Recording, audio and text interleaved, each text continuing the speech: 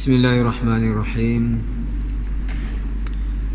Assalamualaikum warahmatullahi wabarakatuh. Alhamdulillah. Alhamdulillahilladzi khassa nafsahu bid-dawam wa manna 'alaina bi ni'matil iman wal islam. وخلق من نوره نور حبيبه محمد المصطفى مختار صلى الله عليه وآله وسلم قبل أن يخلق من آدم.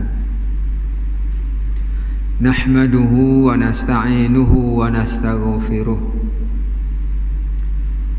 ونعوذ بالله من شرور أنفسنا ومن سيئات أعمالنا. من يهده الله فلا مضل له ومن يضلل فلا هادي له. وأشهد ونشهد أن لا إله إلا الله ونشهد أن محمدا عبده ورسوله. اللهم صل وسلم على سيدنا محمد وخاتم النبيين من ابن عبد الله. وقال رب اشرح لي صدري ويسر لي أمري واحلل عقدة من لساني يفقهوا قولي أما بعد. Dikasihi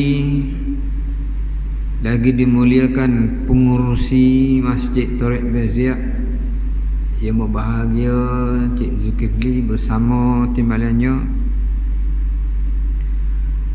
yang dibarisi imam-imam, bilal-bilal dan juga ahli-ahli jawatan kuasa bersama pegawai masjid, bersama yang dikasihi, yang dihormati ahli-ahli jemaah yang berbahagia, datuk-datuk, tuan-tuan haji, puan hajah, ayah-ayah, ibu-ibu yang dikasihi oleh Allah Subhanahu wa taala.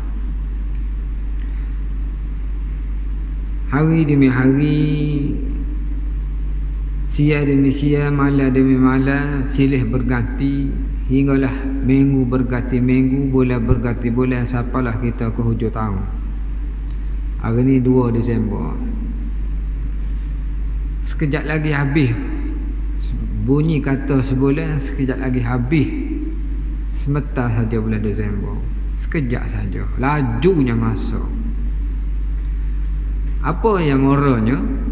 Setapak yang kita lakuh pada Januari lepas, setapak itulah kita akan dekat kepada kematian. Sebulan kita lalu bulan yang lepas, dan sebulan pula kita dekat pula kepada kematian. Begitulah setahun kita telah lalui. Hampir pada setahun di hujung tanduk bulan Disember ni. Artinya kita dekat setahun kepada kematian. Bayangkan Nabi apabila dia berjalan, lakah setapak yang pertama, lakah yang tapak yang kedua itu fikir dah gedek sepak gedek. Begitu mati, cepat juga akan berlalu menyelimuti kita. Tuan-tuan dikasihi oleh Allah SWT, sebelum kematian menjemput kita, marilah sama-sama kita pakat tolong diri sendiri. Orang tak boleh batu. Hari ni tuan-tuan, bila kita tak tolong diri sendiri, maka kita rugi yang amat besar. Kerana apabila kita di alam barzah nanti, setitik pahala sekulumit zarah pun tak ada yang kita boleh buat. Barangkali pahala anak-anak boleh tentu kita dapat. Sebab kita sendiri yang sekarang dah jadi anak yang duduk masjid hari-hari, tak tentu. Mungkin artinya dalam satu hari ataupun setiap yang kita lepas mayat, barangkali kita susah nak niat sedekah pada ayah mak kita. Kita bekalkan untuk kita je lah. Al-Fatihah. Kecuali ada majlis arwah, baru kita teringat. Itu kita sibuk semaya tu. Anak-anak kita hari ni sibuk main game. Ni Nathan ni fire tak tidur malam. Agak-agak kalau kita le kubur dia kau sedekah Fatihah kita. Ngamuk. Kalau kita duk harap kalau aku mati tak apa, anak aku ada ramah, dia boleh hantar pahala. Boleh ke gitu agak? Yang kita piah tak pernah pecah piah. Pecah nak tidur piah. Semayang mari, bunyi bel mari, majlis agama mari. Berapa banyak kita tahlil untuk ayah mak kita dalam seminggu ni? Susah. Tuan-tuan, pas kita boleh target ke anak kita nanti? Allah Rabbi, tuan-tuan. Dan kalau kita sayang sangat ke ayah, saya ke isteri dan anak-anak kita, saya sungguh tuan-tuan, tak salah saya. Yang salahnya saya siapa tak mari surah, tak mari masjid. Tuan-tuan, ada suami-suami tuan-tuan disuruhnya isteri macam-macam tapi tak suruh mari masjid. Abang pergi masjid dengan kuliah, tak suruh. Tempat lain macam-macam dia suruh. Lemek lotek tu lelaki tu. Tapi surah susah. Kalau dia punya saya sangat kita nak test. Test. Tuan-tuan perhati di sekeliling kita, mana nak perhati di perkuburan yang ada tempat kita ni belakang. Lepas tu kepada Cepaka Peramu, dekat-dekat. Bila ada kematian, si suami khususnya cuba cek berapa lama bini kita boleh tunggu kubur masa tu. Bukan hak 3-4 minggu lepas, hak lepas tanah, hak baru lepas talqin, baru lepas ngatik la ilaha illallah, baca doa tu imam tu, amin. Cuba cek bini kita berapa lama boleh tunggu. Orang lain balik belakang, ada dia tunggu tak? Ada? Hak sekadar kita tahulah. Tak ada saya tengok. Tu imam duk kubur dah. Tak. Kurang-kurangnya biar orang balik belakang dulu. Dah, orang balik juga. Tu lah saya dia.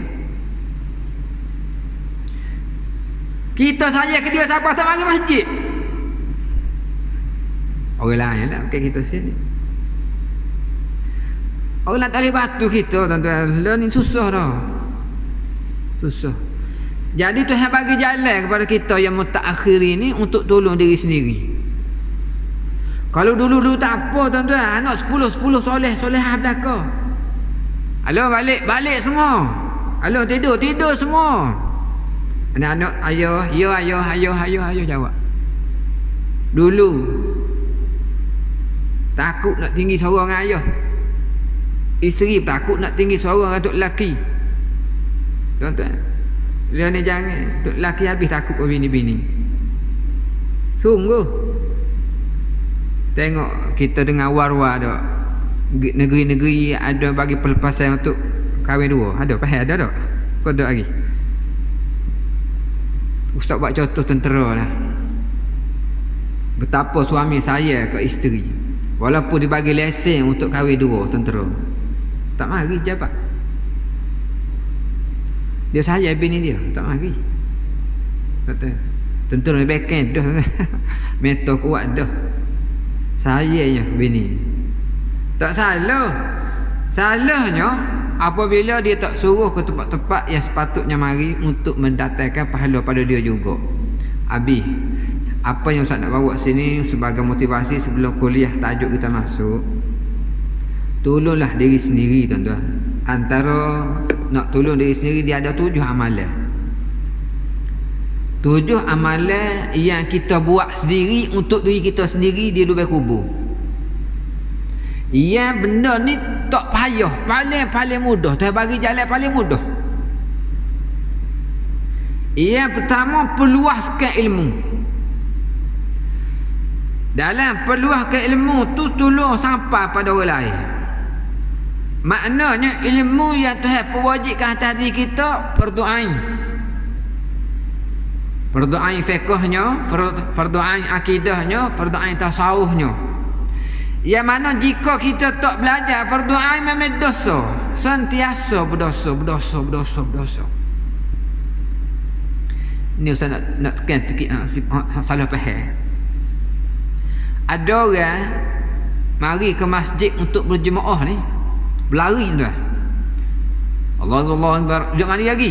Bunyi takbir. Allah kata takbir. Dia berlari ni semua jemaah. Lelah sampai surau. Istiqamah sungguh tu.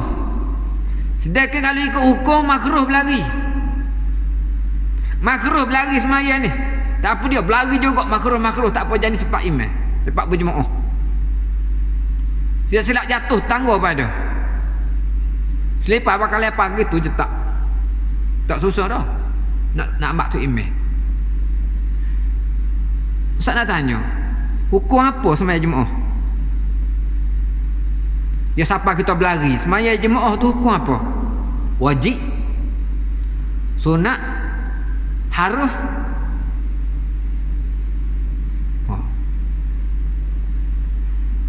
Wajib dia ada dua. Wajib fardu ain atau wajib fardu kifayah. Sunat ada dua. Ada sunat muakkad, sunat nafil. Kalau dalam sembahyang sunat abad, sunat ahiyah. Jadi kita nak tupu hukum sana ni takut salah faham tentang mertabak kedudukan kita. Nak tunjuk kita dalam kerugian.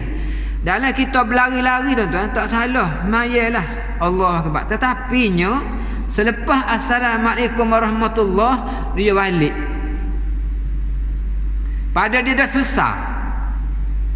Sedangkan belajar ilmu tu fardu ain. Sepatutnya kena kunci selalu duduk belajar fardu ain, mu tak tahu berdosa. Sebila masa berdosa.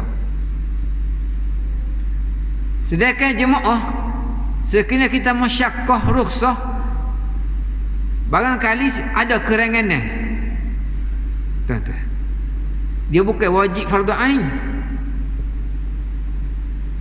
Nak banding dengan tutup ilmu fardu ain, tapi ilmunya tidak bersungguh macam berlari dak. Tengok orang ngajar berlari, tak ada. Bahkan dalam surah keluar lagi. Dalam masjid balik rumah. Sepatut duduk rumah dengar fardu ain orang kuliah berlari wajib. Dak.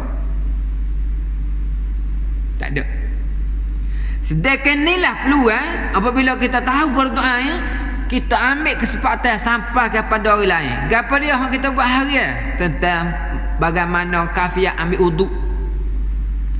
Bagaimana kafiat untuk cuci hadas kecil, hadas besar. Dia punya fardu ain, kita sampai pula pada orang-orang. Kita kena wajib sampai.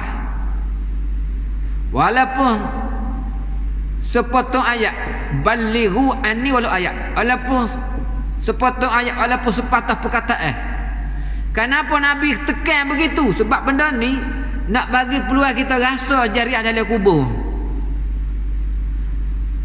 Kata Nabi, balighu anni walau ayah. Nabi tekan buat situ sebagai ibaratnya wajib, tak bagi tahu berdosa.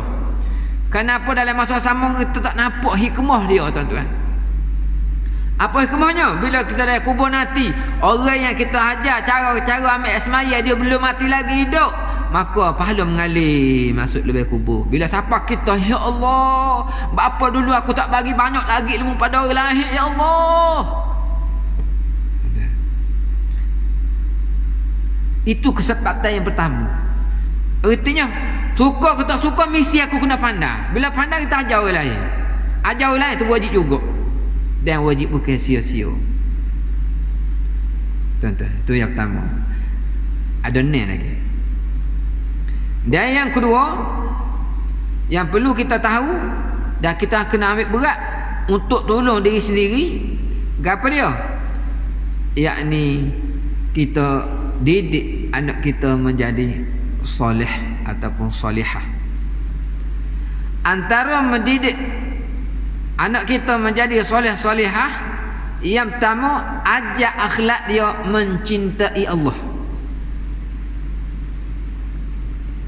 Nak ajar benda lain kita tak mampu.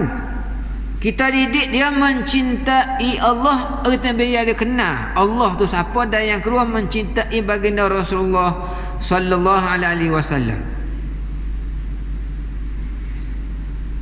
Hari ni kita ajar didik anak kita mencintai dunia, sehingga pendidikan kita bagi untuk cari pitih. Minta maaf tak bagi tahu. Dia ajar anak dia tentang duit.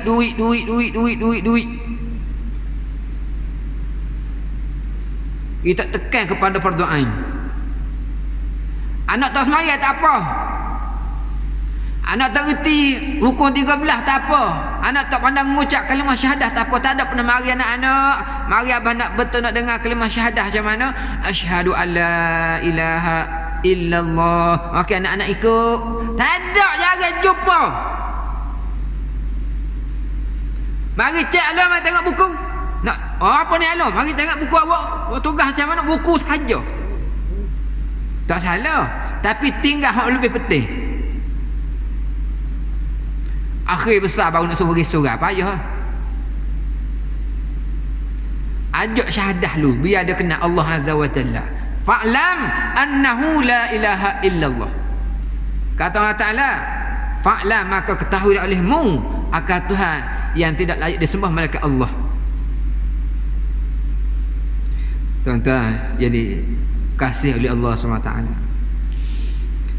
Sama-samalah kita gotong royong untuk bantu diri sendiri. Bila anak dia kasih pada Allah, dia kasih kepada baginda Rasulullah, insya-Allah anak kasih pada ibu bapa, dia taat pada perintah ibu bapa. Tuan-tuan, insya-Allah dia tak akan rugi. Tak akan rugi. Takut-takutnya bila kita penting ke dunia, dapatlah jadi pensyarah pengarah. Tuan-tuan, akhirnya apa berlaku?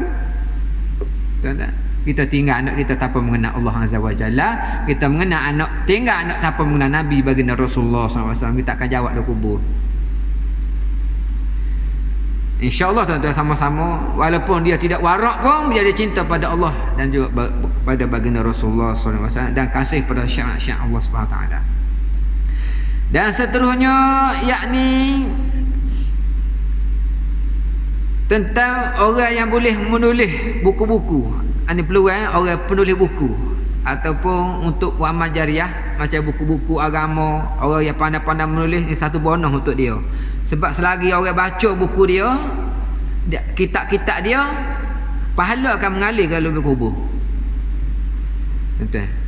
Padahal yang kita tak boleh menulis kitab-kitab ni, belajarlah, ambillah buku-buku fardu ain, kita cuba belajar, kita tulis, bagi ke anak-anak kita biar dia baca. Boleh juga gitu, ambil kesempatan.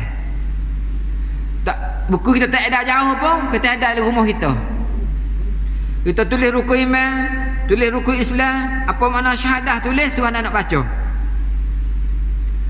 Baru ada peluang nak tanya kita. Kalau tidak, nak tanya kita ada peluang. Apa tulis apa abang ni tak faham, baru ada ruang untuk tanya kita. Masa tu kita ambil peluang untuk explain kat dia. Taktik macam kita nak ngaji budak Along ambil Quran tu, payah gitu. Budak lain ni kita kena ambil Quran tak dapat. Mari baca. Cepat je mari. Kalau suruh ambil diri lambat. Tunggu ayah. Pak sudah pagi kita tidur gitu. Contoh. Allah. Rekah-rekah dah. Dan seterusnya, kita membina masjid. Orang-orang yang beli bagi saham masjid tu, yang RM2, RM3 tuan-tuan. Tiba-tiba orang beli pala paip, orang buat kolah, orang menara, beli kipas, beli ekor. Itu juga peluang untuk pahala mengalir. Mudah. Gaji kita RM3,000 tuan-tuan, paling tidak sebulan pun RM2. Dia tabung, insya-Allah. Kita niat jariah. Dan seterusnya, sikit lagi, yakni kita membina rumah-rumah anak yatim. Ada ustaz-ustaz nak bina mari-mari mengajar untuk demo pondok-pondok pun begitu juga. Pondok-pondok, rumah tahfiz. Jangan sibuk nak tanya. Tuan-tuan, kerja kita bagi je. Yang tipu dia dengan Tuhan, pahala tetap ada. Kita pun rasa ragu juga tuan-tuan. Kedai ustaz tu ada 3-4 tabung. Dia rutin, dia dalam masa sama dia macam ada satu hijau pula. Dia tak tabung, banyak tabung dia. Tengok semua kedai ada. Jadi satu masa dia ambil, semasa ambil kita mikir yalah kau tabung kau hijau dia ni je. Kita cuba nak saka buruk. Benarnya saka buruk tu iblis buat. Tu hijau tipu tak tipu dia punya pasal. Kerja kita sedekah, pahala siapa juga. Contoh, kita sedekah 100 riyal, sedekah 10 riyal, kita sedekah RM1. Pasal alasan nak buat rumah tahfiz. Dia pun pergi dia buat rumah banglo dia. Pahala kita tetap ada. Tak payah pusing. Ibarat aku ni nak ngapa Quran ni, tapi tak taruk dak main Fatihah, pada Fatihah 30 juzuk lepas pandai Fatihah je. Tuhan anggap kita 30 juzuk juga. Allah Rabbi. Hebat. Tuhan nak kita mudah masuk syurga. Syurga lah keadaan jariah kita bertambah-tambah dalam lebih kubur. Dan seterusnya yang kena, yakni kita mengalihkan sungai-sungai pada orang. Kalau kita ada, contoh kalau kita ada tanah, bagi orang buat jalan, bagi itu buat parit air, orang tanah parit untuk laluan ke rumah-rumah. Itu jariah juga. Ada setengah orang kedekut tanah, tak ada tanah nak buka jalan, tak bagi balah. Jalan duit papasan. Duit papasan dulu. Tak jadi jariah gitu. Pasal apa duit dapat dah dunia duit papasan tu. Jadi orang tak dapat duit papasan, orang dulu dia wakaf tanah untuk jalan. Siapa sekarang jadi besar jalan. Artinya pahala jariah mengalir. Tak kiralah buat telaga kah, perigi kah, ataupun nak apa sahaja sumber dapat dia berpanjangan kemudahan pada orang ramai. Dan nak kita wakaf tanah tu buat pondok. Allah Rabbi tu. Wakaf untuk buat telaga air. Wakaf untuk buat macam-macam lah. Wakaf tu besar pahala dia. Sebab tu ustaz-ustaz lah ni ambil peluang kepada kita yang tidak ada tanah untuk wakaf. Dia ustaz-ustaz yang ada inisiatif, dia pergi beli tanah siapa-siapa puluhan ribu, tak ada duit, dia minta orang kampung-kampung wakaf lah walaupun RM1. Artinya kita bagi RM1 sana, dia buat beli tanah tu, dia ada wakaf juga situ walaupun RM1, walaupun RM2, dia kira wakaf juga. Bila ustaz-ustaz mari nak minta duit untuk buat pondok, untuk wakaf walaupun RM10, bagi tuan-tuan. Kalau tak bagi pun duit tu habis kejap. Saya ni RM10 habis saya pun. Saya 100 habis saya pun. Duit dalam poket macam transit ilah. Bila ilah dengan wakaf, bila dengan pengejariah, insya-Allah tuan-tuan dia akan itulah duit kita. Dia berkekalan. Yang terakhir yang ketujuh. Allahu akbar. Ini harta yang disedekah. Sedekah ni banyak tuan-tuan. Cara sedekah untuk fakir miskin. Fakir miskin tak ada, kita hibah pada orang kaya. Lepas tu lebih pada hibah panggil wakaf. Ini benda-benda begini boleh memanjang-manjangkan pahala. Bila mana kita tidur lebih kubur, kita akan menerima pahala yang subhanallah. Dalam kita amat-amat perlu sangat-sangat tuan. Baik, sekadar itu saja untuk sesi motivasi supaya kita gairah untuk mengejar pahala untuk tolong diri sendiri. Tuan. Bukan kita kata tak sedap ustaz tu mengajar, bukan masalah tak sedap, kita nak ilmu tu. Tuan-tuan. Masalah sedap tu penyampaian olahan ayat. Kena ada lawak, kena ada begitu begini. Itu keterampilan yang nak putik ilmu yang supaya kita tahu, kita alim sampai pada orang lain pula, insya-Allah tuan-tuan. Sebab itu wajib. Habis kita masuk tajuk kita, yakni habis dah sifat salbiyah. Yang ni kita belajar sifat salbiyah yang terakhir, sifat wahdaniyah. Qidam, baqa, mukhalafatul hawadith, qiyamuhu binafsih, wahdaniyah habis. Cuma kita masuk malam ni, walaupun ada 10 minit lebih sikit lagi, insya-Allah kita ambil sekadar yang dah, kita ambil pula sifat ma'ani. Bila ditanya kita oleh kita sendiri, nak tunggu orang tanya, memang tak tanya dah. Kita tanya diri kita sendiri, adakah kita sudah faham nafsiyah salbiyah? Kalau kita sudah faham dah nafsiyah salbiyah, alhamdulillah. Bila ditanya oleh kita sendiri, apa beza nafsiyah dan salbiyah? Alhamdulillah boleh beza. Maka kita masuk malam ni sifat makni. Sifat ma'ani artinya kita mesti memahami, jangan kita meragui, jangan syak, jangan zon, jangan waham. Maka jika itu berlaku pada diri kita akan sifat ma'ani Allah, maka kita akan putus hubungan dengan Allah. Main kan? Ada syak, ada zon, ada waham. Maka putus hubungan kita dengan Allah Ta'ala. Bila ditanya kita akan diri kita sendiri, apa itu sifat ma'ani? Dia dah tak jawab. Oh Ustaz, agak-agak saya tahu dah, beres. Ni kalau dah tahu dah, kita bagi tahu sikit lagi supaya lebih tahu. InsyaAllah. Kalau tak tahu lagi, ambil penekanan. Yakni masuk sifat ma'ani adalah merupakan sifat pergantungan ataupun menupang. Sebagai contoh seperti melihat itu menupang akan butir mata, atau ma'ani yang akan menupang maknawiyah. Contoh tuan-tuan, biasanya kita kena contoh atas diri kita supaya baru mudah nampak, cepat faham. Tuan-tuan perasan ke tak, Allah Ta'ala buat perkara yang pelik dengan mata kita ni. Yang pertama pelik, penglihatan ataupun dengaran dia menupang butir mata. Butir mata dua butir. Asal hakikatnya, bila mana kita nak tengok benda-benda, mesti kita kena tengok dengan mata. Itu sifat asal kita. Jadi ada masa Tuhan nak buktikan bahawa sifat kita tidak kekal. Adapun sifat Allah Ta'ala tu kekal. Sifat kita tengok butir mata tu dengan penglihatan sana ni, ia tidak kekal. Contoh tuan-tuan tidak kekal. Dulu kita nampak molek, akhirnya kita kabur. Last sekali tak nampak ke benda. Kenapa? Mata ada ketarak, mata ada selapuk. Itu satu contoh penglihatan kita tidak kekal. Dia nupang tidak kekal. Dan Tuhan tunjuk pula hak paling magic. Sebagai contoh, Allah Ta'ala mempunyai sifat salbiah dan sifat nafsiyah. Kita ambil nafsiyah, zat. Sifat nafsiyah adalah zat. Zat sani di mana sifat ma'ani dia ada atas zat sani. Contoh, kita ambil sifat yang pertama, sifat ma'ani ialah kudrat. Kudrat. Baik, kudrat kita ada juga. Kudrat Allah Ta'ala ada juga. Ibarat macam sama lah contohnya. Tuhan sahaja buat bayangan sebegitu supaya kita mudah faham. Antara kudrat kita, mata. Allah Ta'ala kudrat dia ada juga, kita kata maha melihat.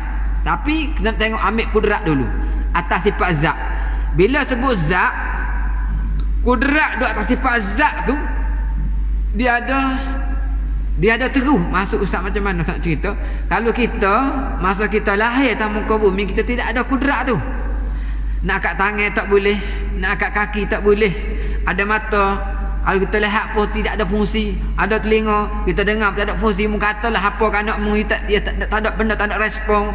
Mata buh lah, mata buh rimah depan, buh pisah, buh kenapa berdiri, tak ada apa-apa.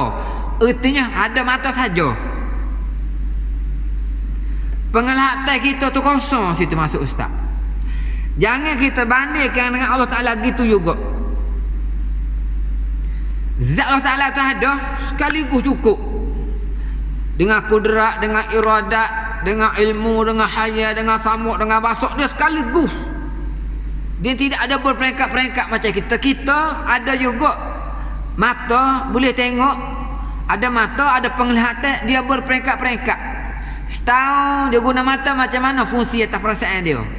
2 tahun, 3 tahun, 4 tahun sampai ke hari ni, perasaan berbeza-beza dengan mata. Penerimaan, kita tengok saja.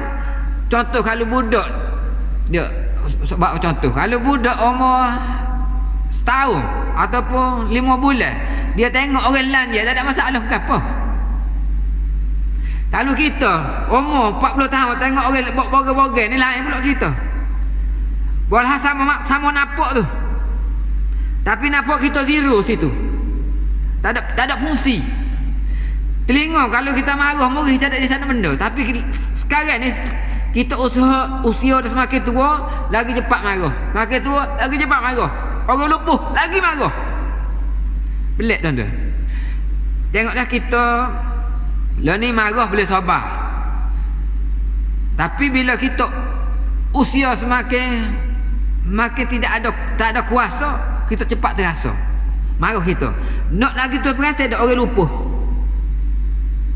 Orang lupuh tuan-tuan. Kalau kita kata tak pandai nak marah dah, mu tak boleh gerak. Dah. Subhanallah tuan-tuan. Dia punya marah hati lebih hebat pada kita gagah. Nyesal dia, aku tahu kalau mu gini dengan bini ni. Kalau aku tahu mu hanya nikah dengan aku masa aku sihat saja, aku lupa mu tak mai tahu kalau begini aku cerai lama dah mu. Dia punya marah subhanallah tuan-tuan. Boleh tak ada kederat dah. Ertinya pendengaran, penglihatan berbeza-beza dan tak sama penerimaan antara kita ni. Allah Ta'ala tak gitu. Jangan sama kau Ta'ala. Allah Ta'ala bukan berpekat-pekat. Akal kita berpekat-pekat penerima ilmu tak ada. Tuhan kalau ilmu dia, oh subhanallah, nak cerita tak boleh, benda kita tak tahu. Ya tentunya dia maha mengetahui, maha kudrat, maha kuasa. Bila maha sana nak membayarkan kita tak bagi tahu. Ia bukan seperti kita. Tuan-tuan begitu. Dengan perkataan lain, makna itu bergantung kepada manawiyah. Satu lagi saya nak bagi contoh. Kita nampak sini warna biru, warna putih. Dia makna dia bergantung macam ni. Kita tengok pada warna biru, hijau, merah yang kita boleh pilih 7 warna tu pula, tak pilih berapa warna pun. Warna ni ada apabila benda tu ada. Penglihatan ada bila mata tu ada. Pendengaran tu ada bila telinga tu ada. Begitulah warna ada disebabkan benda tu ada. Kalau benda tak ada warna, itu panggil nupeh, maksud nupeh. Tapi Tuhan tu maha kuasa tuan-tuan. Hari ni kita kata kita nak lihat mesti kena ada mata. Tak.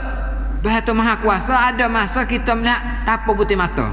Contoh, saya bagi tahu dah lepas-lepas. Contoh bila mana kita dalam keadaan sedar, memang kita boleh melihat dengan mata. Apabila kita tidur, mata kita tutup, kelip sekali pun tidak. Dia tutup terus bila kita tidur. Dan masa tu kita boleh dapat melihat juga bila mana kita mimpi. Mimpi ria. Artinya sebagaimana kita hidup dan sebagaimana kita tidur, antara sepadan tidur dengan sedar kita tak tahu. Artinya penglihatan kita tak ada detect. Oh, kita tidur masa kejut kita tidur. Oh rupanya aku tengok tanpa mata, aku tengok tanpa butir mata. Tak, kita tak tahu. Yang tahu kita boleh tengok super gerah dia. Tuhan nak bagi tahu mu boleh tengok, aku boleh buat manusia boleh tengok tanpa butir mata. Betul. Betul tuan-tuan. Artinya apa mara dia, apabila kita dalam kubur nanti jasad kita hancur lebur dah. Mata kita hancur, telinga kita hancur lebur, tapi dalam mata kita tak ada, kita boleh nampak sujatul akhraq, kita nampak kawah-kawah neraka, kita nampak muka dan nakir, nampak tukak, nampak kalau jeking, nampak walaupun mata hancur, tapi Tuhan boleh buat. Allah. Dan kita dengar telinga kita ni walaupun ditutup, dia hancur dah, kena makan cacing-cacing tanah makan kita, dia tiba mari mereka Rabbuka. Kita dengar Rabbuka, ya Allah. Telinga kita tak ada. Macam kita tidur, telinga kita tak guna dah. Orang mati, orang selok ataupun orang koma contohnya, mata begitu juga kita koma ke apa, tapi dalam masa sama tu boleh hajah. Artinya Tuhan begitu tunjuk kudrat kuasa dia supaya kita tidak ragu-ragu. Kalau kita begitu hebat dah mata, kita boleh tengok tanpa mata, katalah Allah Ta'ala lebih hebat pada tu tuan-tuan. Jangan kita kata Allah Ta'ala melihat dengan mata, oh kerak Tuhan sama macam kita. Dok, Tuhan tunjuk dah. Kalau mung boleh tengok tanpa mata, aku lebih lagi. Allah. Itulah sikit sebanyak sebagai sepintas lalu. Moga-moga sifat 20 ni bukan perkara mudah tuan-tuan. Dia perlu pada pembahasan yang panjang dan kupasan yang dalam supaya kita mudah faham. Duk main panggil hanya nama saja, duk bila dan bakok sekadar nak nyanyi-nyanyi, tak payah. Tuan-tuan. Ya wajib tahu, wajib tadabbur, wajib faham molek, baru tak mudah kita nak kenal siapa Allah Azza wa Jalla. Sekadar tu saja untuk malam ni tuan-tuan, kita sambung pula tentang sifat kepahaman sifat makni, iaitu apakah bentuk sifat makni tak ni. Kita tanya apakah sifat makni, apa bentuk pula sifat makni, dan juga bagaimana cara untuk kita menterjemahkan sifat makni Allah Ta'ala kepada diri kita. InsyaAllah kita akan sambung pada minggu yang keempat bulan Disember nanti. Kita jumpa nanti. InsyaAllah kita akan habis sifat kudrat. Moga-moga kita sambung pula pada tahun baru. Sekadar tu saja. Apa yang baik pada Ta'ala, suara yang tak baik, tidak faham, suara yang tidak sepatutnya keluar, tidak jelas, aku mohon ampun, mohon maaf, kerana itu hanya sekadar penampilan untuk pendekatan saja, untuk tarikkan perhatian. InsyaAllah wabillahi taufiq hidayah. Assalamualaikum warahmatullahi wabarakatuh. Bismillahirrahmanirrahim. Takbir. Alhamdulillah minasyaitonir rajim. Bismillahirrahmanirrahim. Wassalatu wassalamu ala rasulillah. Allahumma zidna ilman warzuqna fahma. Rabbana atina fid dunya hasanah wa fil akhirati hasanah wa qina azabannar. Wa sallallahu ala sayyidina Muhammad wa ala alihi wa sahbihi wa sallam. Walhamdulillahirabbil alamin. Taqabbalallahu minkum.